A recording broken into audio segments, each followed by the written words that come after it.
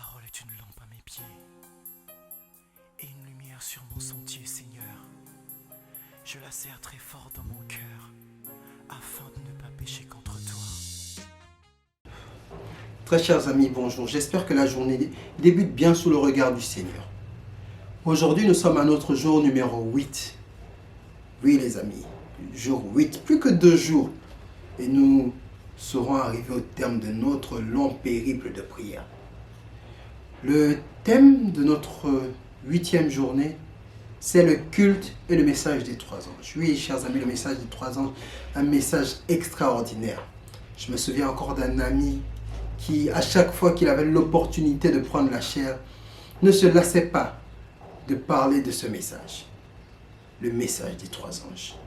Le verset de base, tiré du livre de Apocalypse 14, verset 7, nous dit ceci. Craignez Dieu et donnez-lui gloire, car l'heure de son jugement est venue.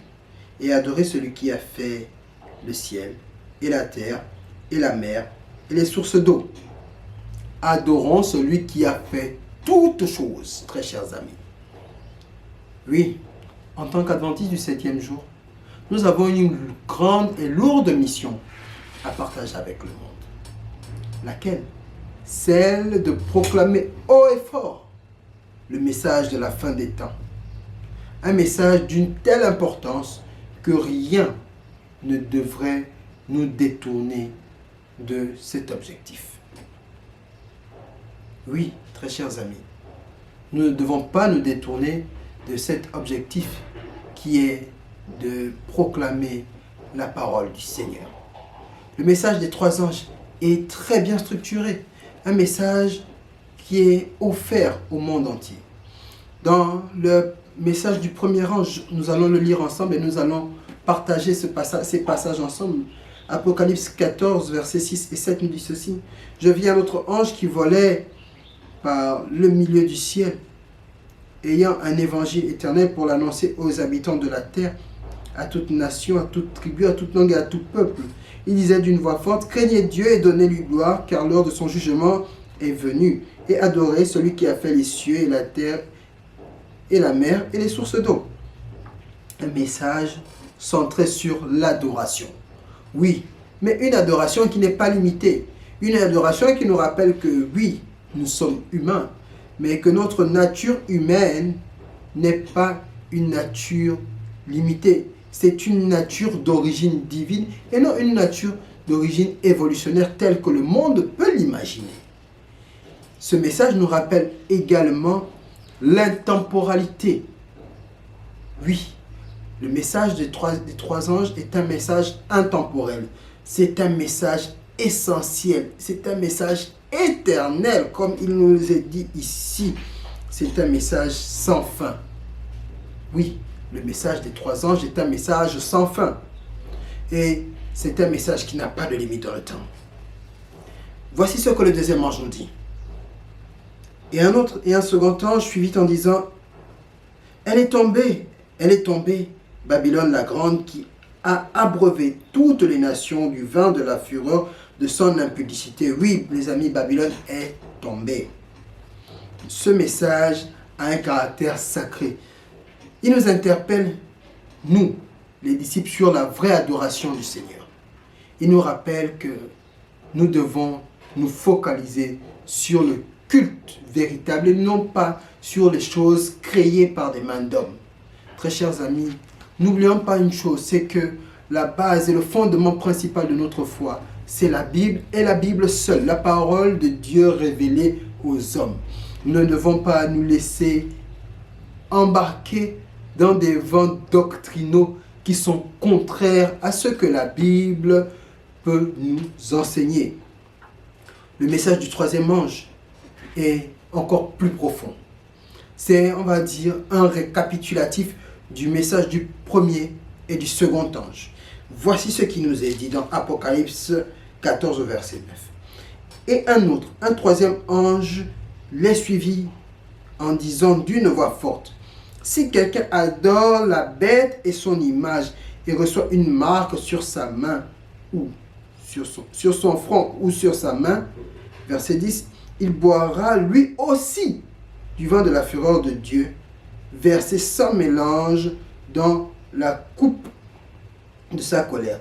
Et il sera tourmenté dans le feu et le soufre devant les saints anges et devant l'agneau. Ellen White nous dit ceci.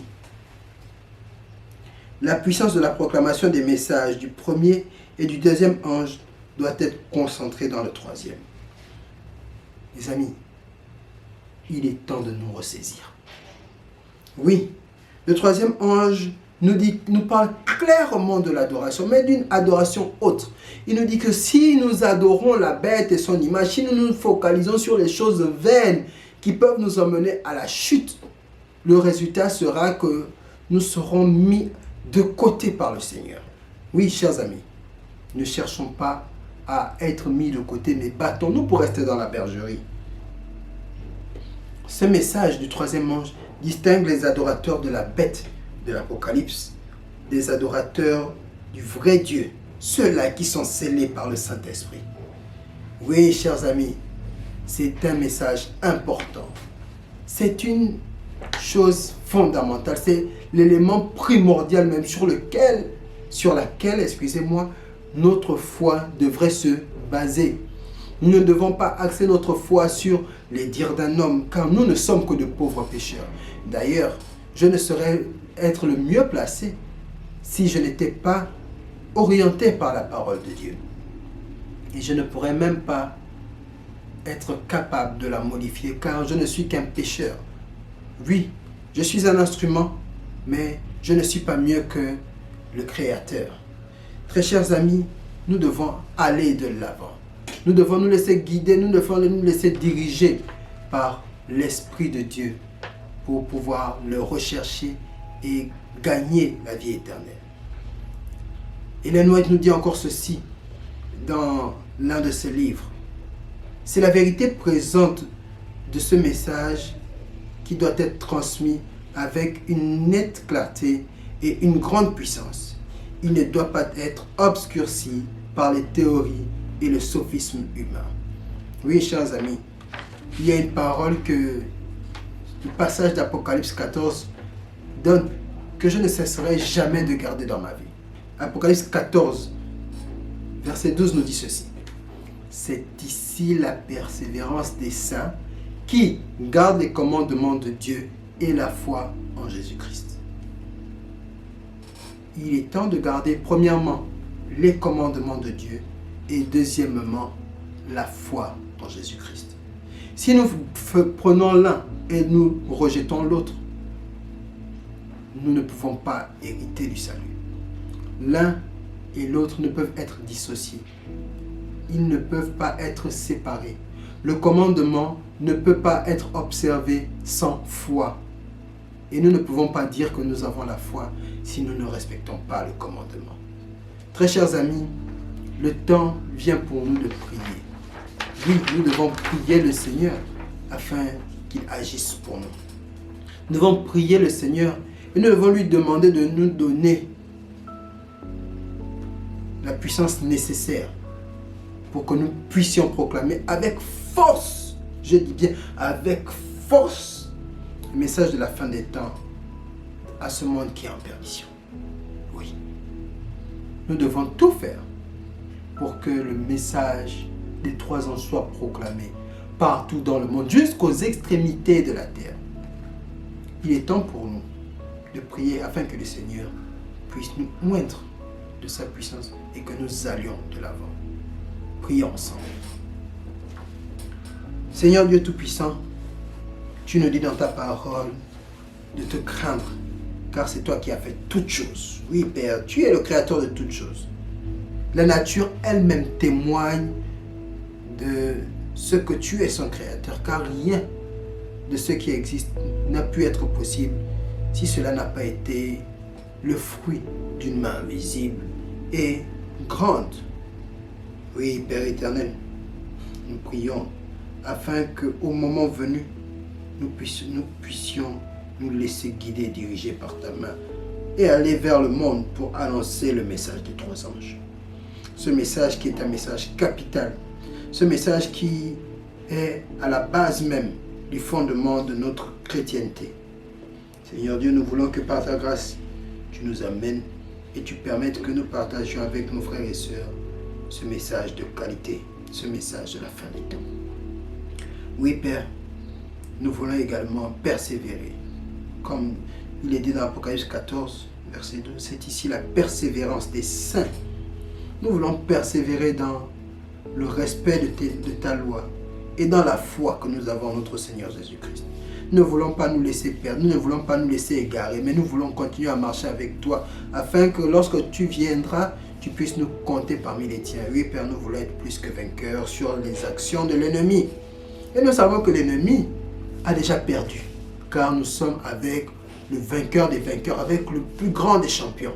Jésus-Christ est notre champion. Père éternel, nous voulons que pendant ces moments, nous soyons restaurés, et que cette année 2023 soit l'année de toutes les réussites, l'année de toutes les victoires sur l'ennemi. Que tous les plans de tes enfants soient des plans de victoire et non des plans de défaite.